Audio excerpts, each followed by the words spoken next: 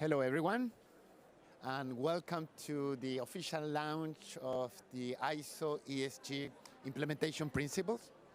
We are very happy and proud to be here to celebrate together this success story where we have managed to mobilize the ISO community, 1,500 experts from 130 countries with a high degree of inclusiveness, 85% from outside our national standard bodies, and in a very reasonable timeline, only 10 months to create the whole ESG principles. So the key question today is why? Why are we doing this? Because we want to help, because organizations are increasingly implementing ESG and sustainability practices, and it's of course not an easy thing, but they're doing it because it's the right thing to do, or because it's a requirement from their stakeholders or clients, or because it is a governmental requirement for ESG, as well as disclosing and reporting. Why are we here? It's not because we want to add an additional layer to that. That's the last thing we want to do. We want to help organizations to navigate these requirements. And how we do it in practice, number one, we capture international best practice and we translate it into step-by-step guidance to implement that best practice. Second, we help organizations to integrate ESG requirements with the management practices. And third, we try to provide interoperability, and in particular to SMEs, which are particularly confused and finding difficult to navigate through all these requirements.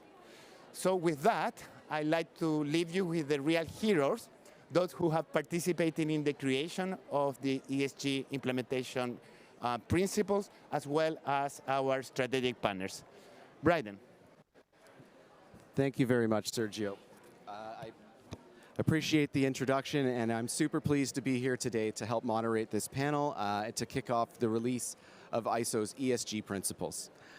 This is definitely a milestone moment for ISO and for the broad community, and we're excited to have you all here with us today to celebrate the moment. So my name is Brady Allen. I'm with the Standards Council of Canada, one of ISO's member bodies, where I'm the Director of Strategy. And I'll just quickly introduce my panelists here. So we have joining us today Martin Baxter, who is the Deputy CEO of the Institute of Environmental Management and Assessment from the United Kingdom. Beside him is Sarita Severin, who is with Suzano, a large pulp and paper producer. We're with Jenny Bofinger-Schuster, who is a member of the International Sustainability Standards Board, ISSB, and George Cazizera, Head of International Affairs for ABNT, which is the national standards body of Brazil, another key ISO member and participant in the development of the ISO ESG principles. We'll also have some comments from some of our other partners who join us here today, including David Bell, who's sitting in the front and is the Director of Policy for the British Standards Institute, another key partner in this effort. So with that, I'd like to help lead a little bit of a discussion here today on the ESG principles and the gap that we're aiming to fill, as Sergio mentioned. So certainly we do not want to add another layer, but as we've noted and as our stakeholders have told us and as we've heard, organizations need tools, concrete guidance to be able to implement ESG, not just to support high-quality disclosures, but to move beyond disclosure and really embed ESG in the culture and the management approach within their operations themselves. This is how we will help organizations to drive ESG into their operations at large. And so with that, I'd like to dive a little bit into the document itself and its purpose, and our colleague Jorge for that.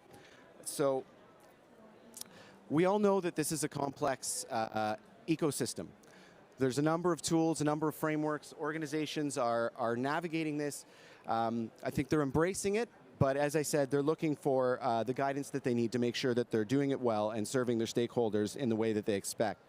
So, George, against the backdrop of ESG framework, ESG, can you speak to ESG, how it fits into that current landscape of reporting? Thank you, Brad. Everybody's heard me well? Yeah, yeah. Thank you very much. And first, it's an honor to be here. See all my friends from the ISO family, all new friends. But first I want to explain that the IWA, a lot of people ask, why is that IWA? Because IWA is to address really emerging needs. And inside the TMB, that I'm honored to be part of TMB, and based on the ISO London Declaration, that's a letter, a high-level letter about sustainability at all, we understood that there is a gap of understanding, especially in small medium enterprise, and what is, in fact, ESG. Based on that, I think that together with my brothers and friends from Canada and UK, you got three big pillars.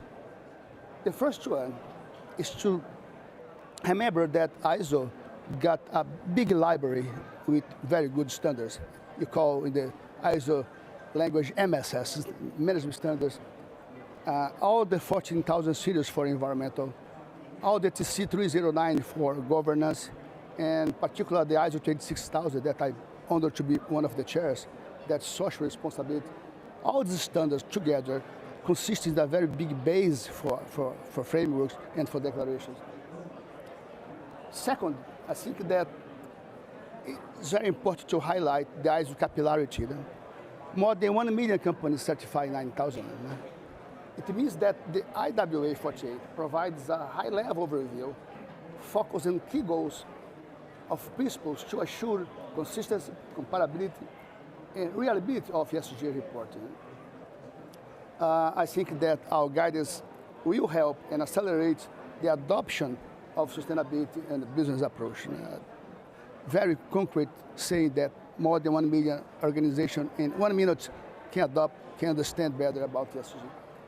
And finally, I think that Sergio mentioned before, but it's good to highlight that the IWA, the document was based really in stakeholders approach. I mean, very, very, very important to say there's more than 1,000 individuals experts around the world. And the people that are not ISO family, that's very important. And the people that are really that users, the community, that's a big part.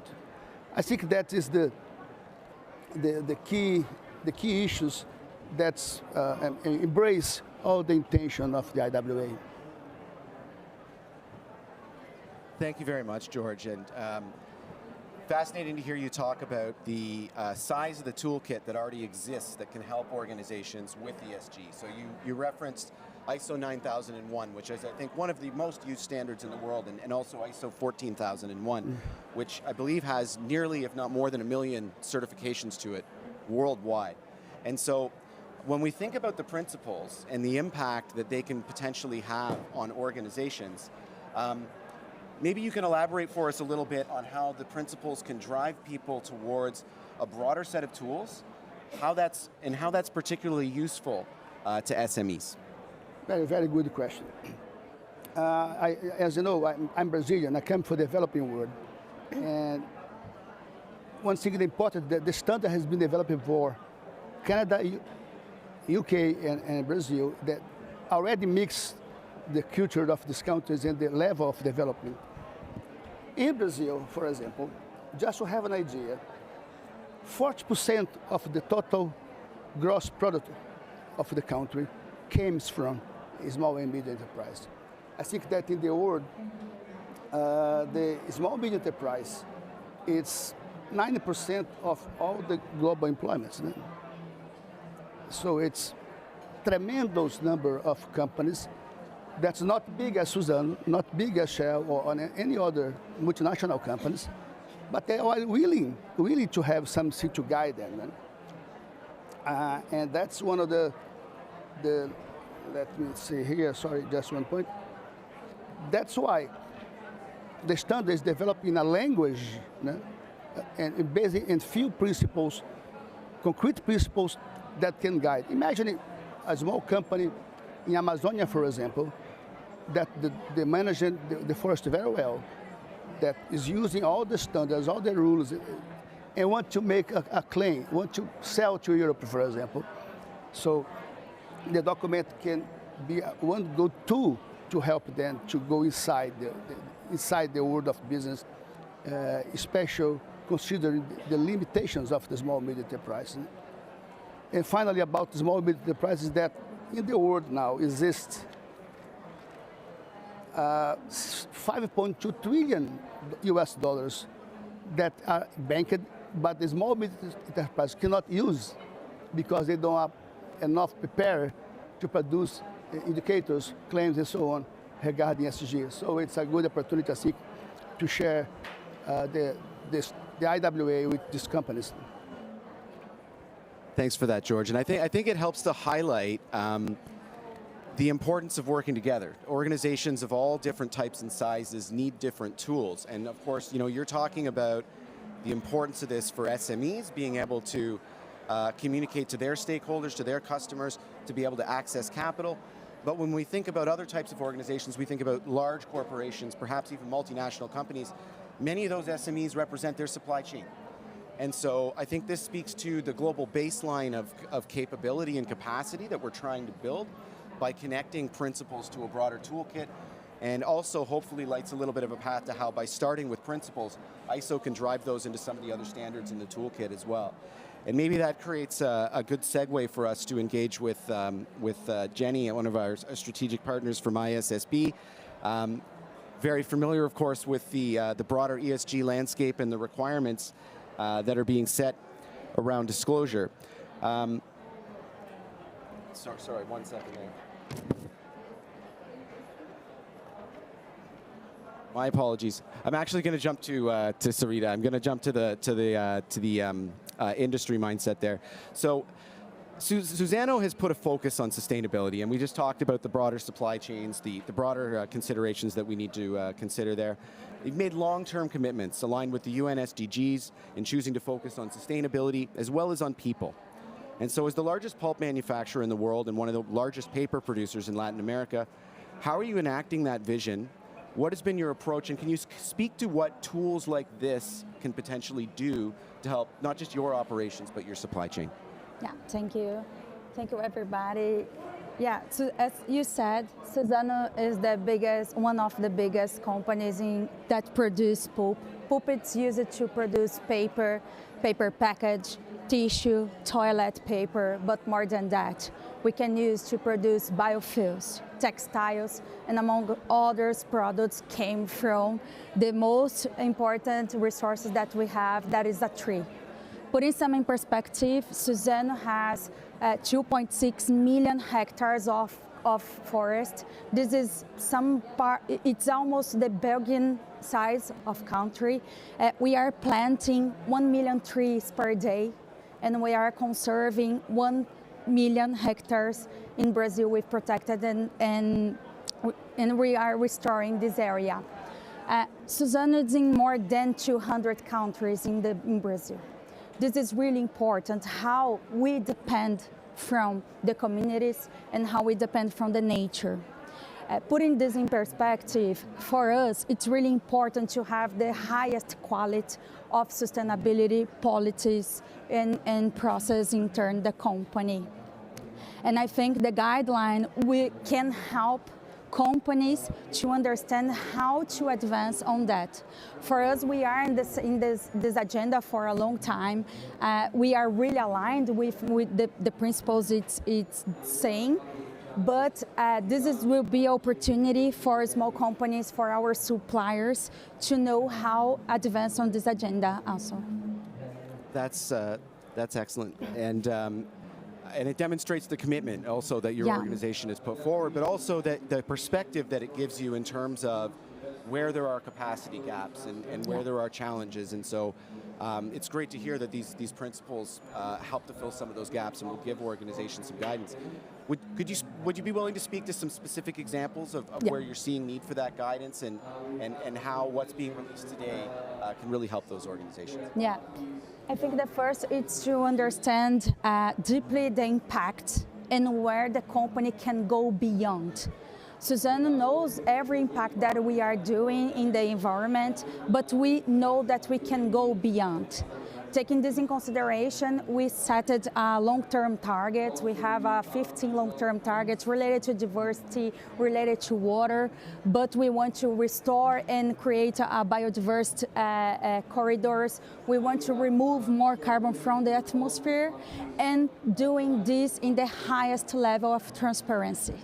Yeah, we have to show this to our investors, to our customers in the best way, showing what we are doing and how our governance is driving this strategy in the company for the better new future. That's fantastic. Thanks, Sarita. And I'm glad you ended on transparency, because I think that lends itself really well to the next topic, which is the reporting side of the equation, and how we actually bring that information forward and make sure that it has the right quality and rigor, and that we can trust it as consumers, as supply chain partners, as investors, right? And so turning to you, Jenny, sustainability factors are becoming a mainstream part of investment decision making. Increasing calls for companies to provide those high quality disclosures. Also the need for globally comparable information so that people can understand those risks and opportunities and translate them into their own context. So can you speak a little bit to how the reporting side is benefiting stakeholders? Yeah, thank you very much. Thank you for having me today, and congratulations to your publication. So when we look at the disclosure side of things, our task really is to come up with one global baseline, so one global standard for sustainability disclosure that actually every country can use all around the world. And when we say every country, we mean every country. And that then also maybe leads almost already into your next thought of how can you ensure that there is enough capacity building for that then also. And the way we are building this global baseline is in a way that there is still room for also local and additional needs if they are required, so that you can add sort of building blocks to this global baseline if you want to add local specificities to this global baseline. And that's important to understand, because that also explains how we kind of maneuver then through the global dynamics that we see currently for sustainability reporting. And what we see there on these global dynamics is really that actually all around the world we see that countries are now thinking about how they can mandate sustainability reporting standards. And what we really want to achieve here is that there is one global baseline, and that we are now not moving into a mandatory alphabet soup all around the world, which would be very painful. Because the benefit of one global baseline really is that you have comparable data, and you said that you have trust. You are enabling trust by doing so, and you ensure that there is an effective way that companies and investors can then also communicate. And if you do that then worldwide, you also ensure that you can enable this trust throughout the entire value chain and ensure that all partners in that value chain can then also participate in this. Thank you, Jenny. And I'm glad you mentioned the global baseline and the desire to drive towards that common set of standards that everybody can understand and reach for. And that really speaks to ISO's mission as well, which is really about harmonization and being able to provide that global standard. And so in that context, it really speaks to the complementarity of the two missions. And so you spoke a little bit about some of the progress that you're seeing in terms of this being implemented across the globe. Would you be willing to share with us where you see some of the greatest needs for that capacity building to help us to build towards that, and where the guidelines could maybe provide organizations with the most support in terms of providing those building blocks that you mentioned? Okay, that's a huge question. Thank you for it. So obviously, if you want to now implement and adapt such a global baseline, that's change. And that, of course, goes then hand in hand with capacity building needs. And we see them actually everywhere. It's on helping to implement these standards, it's helping on adopting these standards. And if you look into the progress right now, We have around 30 countries all around the world that are on this adoption journey, and that shows you the demand there. And of course, we as ISSB can handle some of this capacity building demand by ourselves, but it's obviously key to do that together with partners. ISO is one of them. We have more than 40 partners in our capacity building program already. We have, for example, a knowledge base in which you would find more than 250 documents also from third parties that you can use for knowledge building. There are all sorts of initiatives happening as we speak. We had more than, I think, 16,500 stakeholders that we have covered throughout such initiatives already. So you see there's great need. And what is important for us, and that's probably also something that is particularly key here at the COP, is we really have the Global South in mind. We have them not only in mind, we have them at our board table and in our standards. And so this is also part of our capacity building focus to really ensure that we can help all countries to participate in this global baseline. Thanks for that, Jenny, and I appreciate the comments as well on the partnerships and the need for partnership, because I really do think that this is what the ecosystem is looking for, is for us to come together and provide that harmonized and common approach that will really help people to reach that baseline. So I appreciate that, and it's a fantastic segue to the skills development and business perspective on the issue as well. And so I want to put to you, Martin, with increased stakeholder scrutiny of ESG performance via these performing frameworks, first, are organizations are they in danger of not prioritizing management and measurement of ESG in a way that can deliver real and meaningful transformational change? And depending on your answer, how can standards help businesses with that? Well, thank you. And I think what's really encouraging is, firstly, on this global basis, having the ISSB standards providing that basically a single framework within which organizations can disclose. I think that provides clarity and consistency, and therefore that makes it a lot easier to articulate what needs to be done. But of course, what really lies behind disclosure is the revealing of performance. And what we really do need is organizations taking that leap that says, actually, we need to improve how we deal with environment and drive climate action, how we deal with resources and materials and our links into the natural world, how we govern ourselves in terms of making decisions, and how we deal with people. And businesses all around the world turn to ISO for standards to help them to be able to do this. We have millions of users of the ISO standards and portfolio. They're in all sectors of the economy. They're all sizes of organization. They're in the public sector, they're in the private sector. I happen to chair one of the ISO technical committees. I think we have organizations using it in 204 countries, I think it is. I didn't even know there were quite that many countries, but there are over 200 countries where that standard is used to help an organization manage environment. So I think it's really important that ISO has the ESG principles available to help organizations who are going to naturally turn to ISO to say, we see all this out there, how do we take this and operationalize it to drive improvement? And the focus of this COP is about closing that implementation gap. And transparency and disclosure will reveal the organizations who are actually driving change. And so having the tools available to be able to do that, and the pathways that organizations can get on this journey, recognizing that no organization has actually sorted this. We don't have any organizations we have really good organizations, but we don't have the perfect organization yet that has no negative impacts and is only dealing with positives. So wherever you are as an organization, being able to get started, be on that journey to improve your performance, using the ESG principles that have that maturity model built in, I think is a really good way of enabling change and also being able to kind of scale up the activity that we need to see.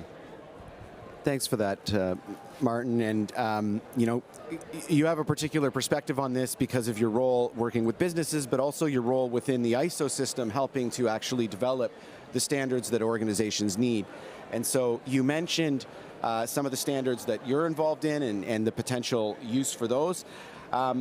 And you also mentioned something that I think is really an important underlying aspect of the ESG principles themselves, which is the maturity approach. How does an organization move up that maturity pathway?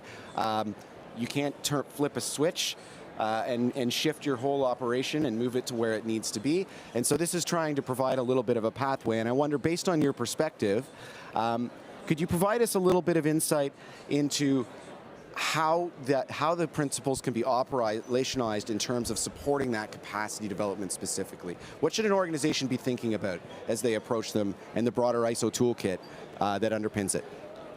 Yeah, it's a really important question, and certainly from our organisation as an association of people working in sustainability, we have members in 125 countries. Actually, this is all about people. It's about people doing things differently and driving change. And so I think when you start with standards and you start with the guidelines, actually you need to give people the capability to use them.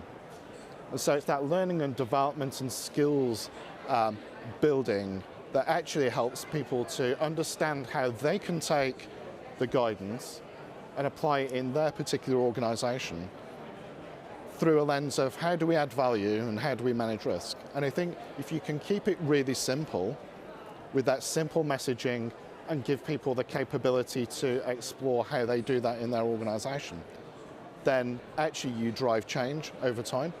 And so we work with a wide range of organisations on capacity and capability building through skills development and workforce enhancement, so that they can bring these principles and the behaviours and culture that we're looking to see and drive in an organisation into aspects which is driving change. So I think it's how you build up that training and skills development of people that enables them to accelerate this transition in a way that the standards really help, but they need to be operationalised, and it's people who are going to do that. So giving them the capability is really important.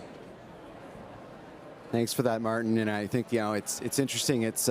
I like the way you centered it on people. I mean, that's why we're doing this at the end of the day. It's about the impacts on people, but it's also about giving people the tools that they need to lead the change in their organizations. And I think it's a great point for us to end that on. So thank you very much. I think we've had a fascinating set of perspectives come together here around this. And so just want to give us the opportunity to provide a few final reflections on what we've heard here. And if you have a key message, I suppose, and I'll start with you, George, what would be your key message or key reflection based on your experience going through this process, the development of the standards, and what you're hearing now, both from this panel, but also from broader stakeholders about the gap that this is filling? Well, again, it's a very good question. I think that considering my experience of years in the standardization, I feel that the IWA is honestly a first step. A first step. I think that ISO can, from now, prepare a very comprehensive number of standards and documents that can allow organizations in all kind of size to produce good claims, to use good frameworks, and to better communicate with customers and stakeholders. The challenge is that it's going not only in the rich world, but in the developing world. I think that's a big challenge.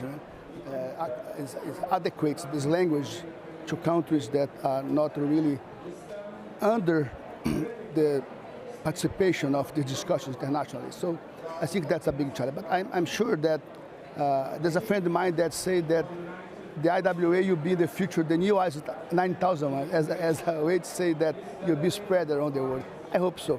But I mean, it's a first step, in my perception, in a big journey. Thanks for that, George. It's a first step and a big step, and I think a big step forward for ISO and for the broader stakeholder community. So I'll go to you next, Sarita.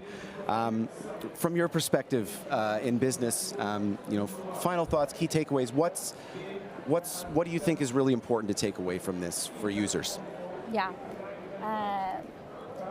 As we are a company that have our products in more than 100 countries, we are really exposed by the regulations for frameworks and all letters and soup of letters that have in the world.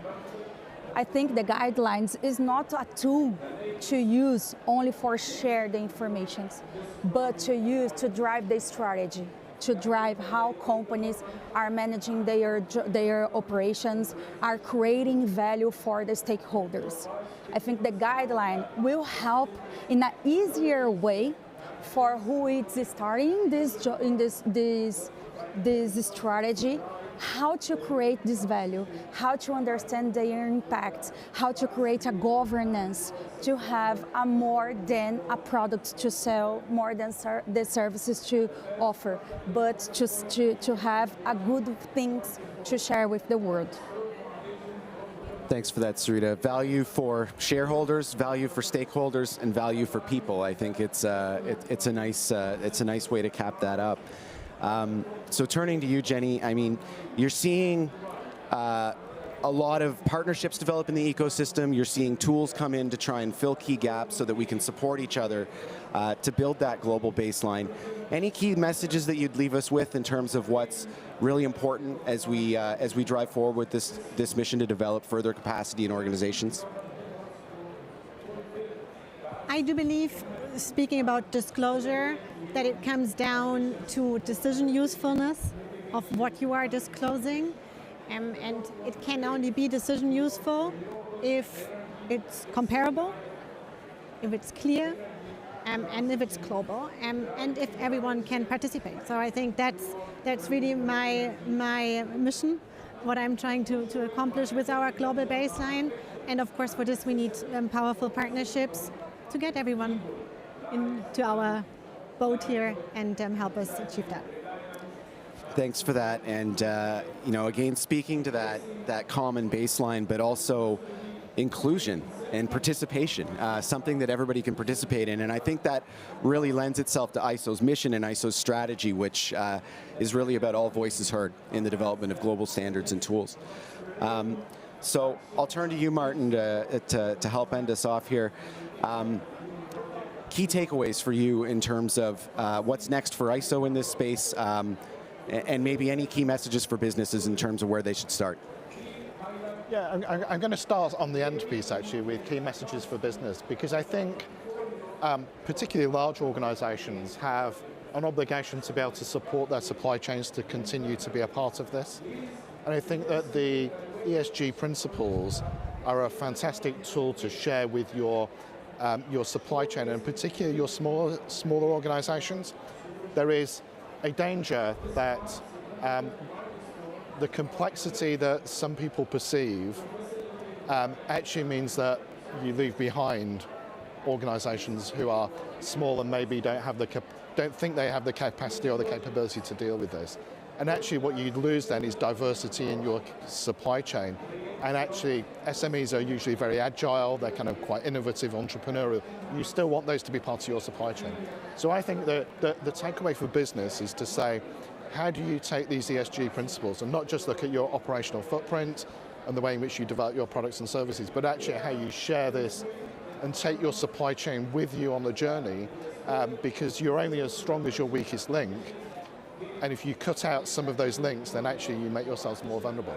In terms of ISO, I think it's about demonstrating that this landscape is not as confusing as people imagine, and that the real focus is around supporting disclosures of performance, and that performance is improving. So helping to get that message out, work with partners to keep a kind of a very clear perspective would be really beneficial.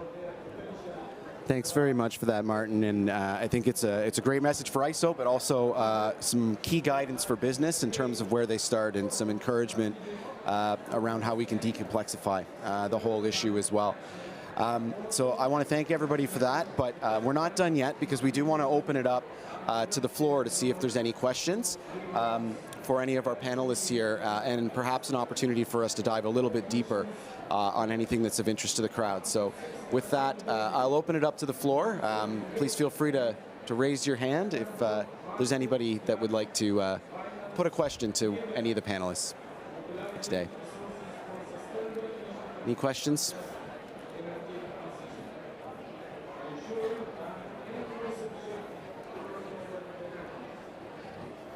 Okay. Thank you for this opportunities. I'm from China, and I'm a Chinese from a Chinese company, and I'm working on the sustainable ability work of our company and do the ESG reports every year. And yes, we the important things we think the ESG standard.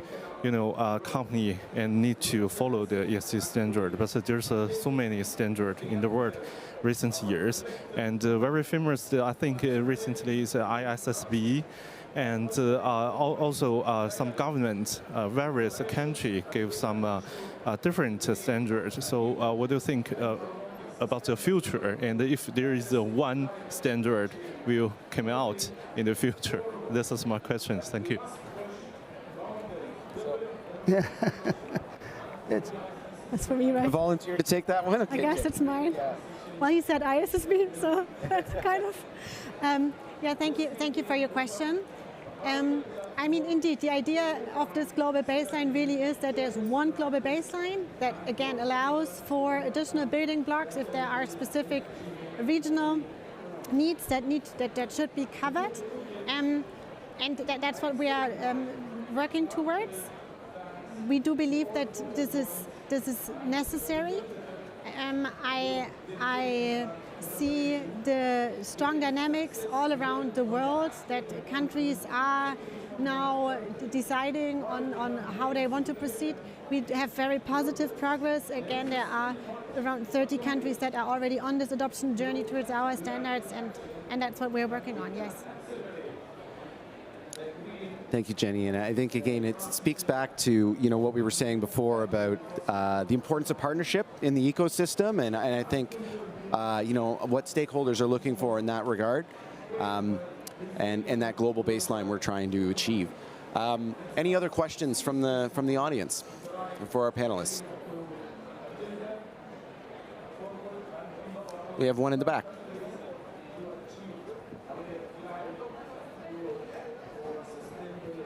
Oh, thank you very much. First, congratulations for the IWA. Congratulations, meu amigo Jorge. My question is a bit tricky, and the ISSB knows this question. It's about double materiality. I'm based in Europe, and if you don't apply double materiality, you are, let's say, illegal almost, because now we have mandatory reporting and we have to use double materiality. How do you, both ISB and ISO, see this conundrum? Thank you. All right, it's me again. Yeah, thank you for that question. So I am from Europe, and I'm very familiar to the European rules that are out there. In a nutshell, we work closely together with EFRAG. We have managed to align on the financial materiality definition, and by doing so, I think have approached a very good conceptual way of dealing with that.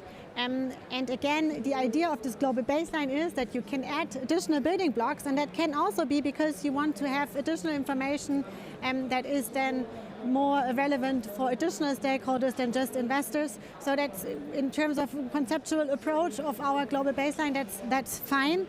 Europe is a bit special because they were very fast.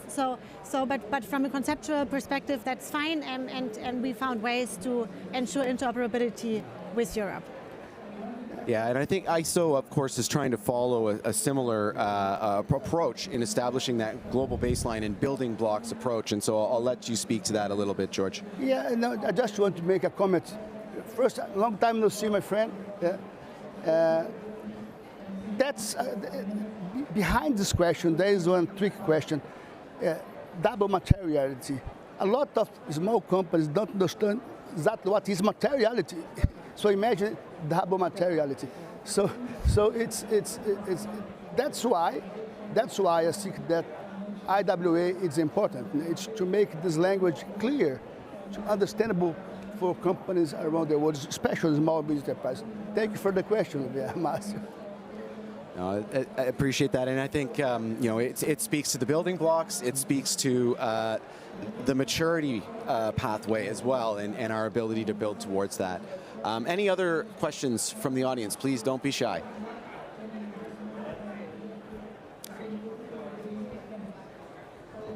Hi, thank you for the presentations. I just had one quick question on the outreach that you're planning to do. I work mostly in the NGO sector, and sometimes when I meet with my business colleagues, they're a lot more well-versed into ISO standards and social sustainability standards. But what is the outreach that you're planning to do to mainstream this practice for both business sector, as you were saying, maybe trying to invite them to bring out their supply chain with them, but also for nonprofit organizations? Very good question. Thank you from the NGO community. And I think that this is a key aspect of what the ESG principles are aiming to achieve is they're trying to serve organizations of all types, right? I think, we talked about those broader supply chains, the interdependencies in these ecosystems that we all depend on to do business and achieve things and get things done. And I think, yeah, very important piece. So I'll put it to the crowd. Martin, you want to speak to that? Yeah, I mean, it's a really important question. I think the good thing is that we're starting from a strong platform because we have ISO standards used everywhere. And actually this provides a navigation tool to help bring those together in a way which I think will be really useful for business. And when business sees a use for something, it's really easy to get this out there. Secondly, I think there's the work that is done by organizations like ours. We work with sector bodies, we work with individuals in lots of different contexts, and they use it in their supply chains. And so I think there is a rollout to be done by businesses, and if you get that messaging right that says, this is how we envisage this adding value to the whole ecosystem in your business, then actually that provides a really strong platform. And then of course there's the work that ISO does with the likes of UNDP, where it has programs which are providing specific support in countries around the world to develop capacity and capability around what we call the quality infrastructure. But the key building blocks that underpin the global economy. So, thanks very much for that, Martin. And I think it speaks to a few important things. I mean, we talk about ISO as a harmonizer, a convener, a consensus builder. But it's also a leverage organization. It leverages a broader network of organizations to get things done and to achieve things. And that's, I think, an important part of ISO's approach to releasing this document. Also being here today at COP to speak to that broader stakeholder community and invite as many people here to hear the message as we possibly can. Of course, it doesn't stop here. There's a lot more that needs to be done. Much promotion.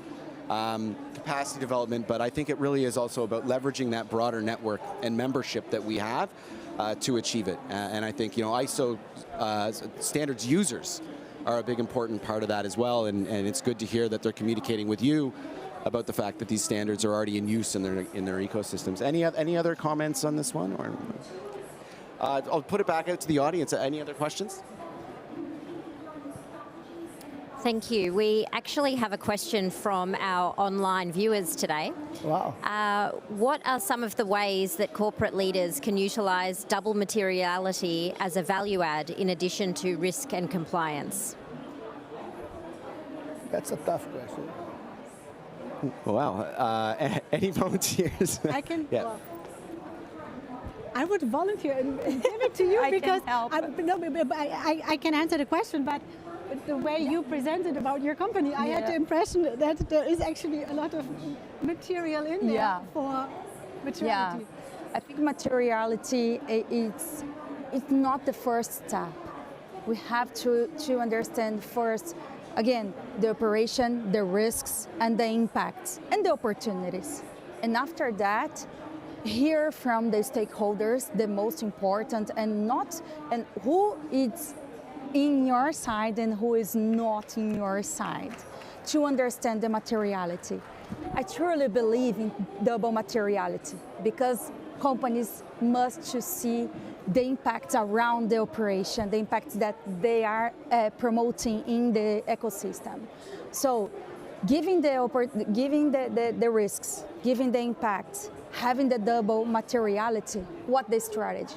Where you can go further, what you can mitigate, what you do different in your business day by day, and how you can improve your impact for the world. I think it's a correlation where strategy and governance need to be focused on that, need to have this, understand that, and have a focus on that. Thanks very much for that, Sarita. And I think, you know, a lot of the research bears that out, right? I mean, people have expectations of those they do business with, and I think that provides a really nice, crystal clear view on the importance of it from a corporate perspective. Any other questions from anybody in the audience or online?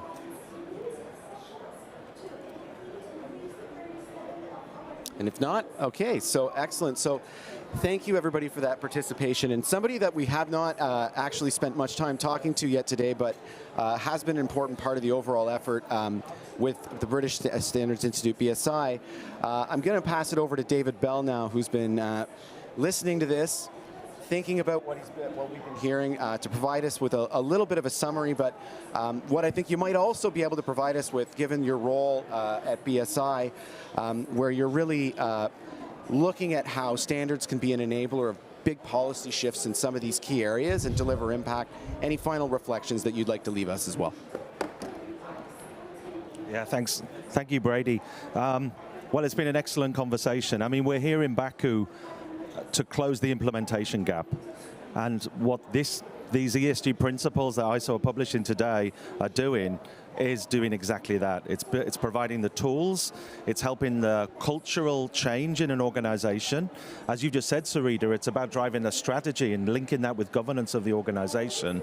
So there's a lot of excitement here in Baku to everybody online to really check out those principles and use them in your daily activity. As Brady said, it's a Brazilian, Canadian, Canadian UK leadership, but it's actually a global effort. So this has got the input from people all around the world, from all kinds of economies, from all kinds of organizations. And so really it should be something that's applicable globally. And I think it was really interesting to hear you, Jenny, talk about those partnerships that ISSB recognize and value. These partnerships that are clear, comparable, global, and open, producers of those kind of documents. And I think this is a perfect example of that.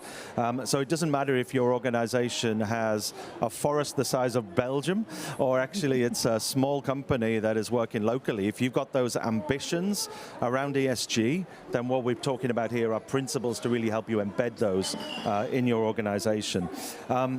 I want to focus a little bit on that maturity model and how we're going to build trust going forward, because this is something that is going to help organizations to grow. It's going to change with organizations, and it's flexible enough to help them. It doesn't take away from the importance of the global disclosure standards, but what this does is provide those building blocks that are so important.